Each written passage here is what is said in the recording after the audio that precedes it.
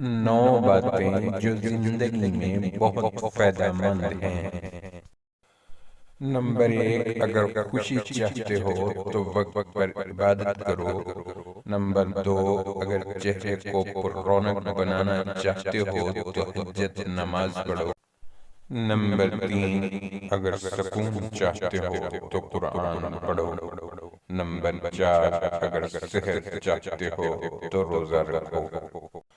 Number 5، اگر مصیبتوں کا حل چاہتے ہو تو استغفار کرو۔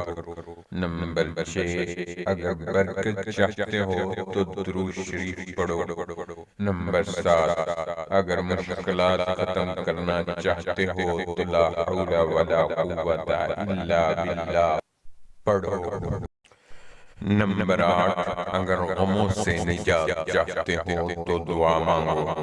نمبر 9، اگر بغیر رکاوٹ میں نیکیاں چاہتے ہو تو آگے شیئر کرو اور سمجھو تمہارے اور تمہارے والدین کے لیے صدقہ ہے۔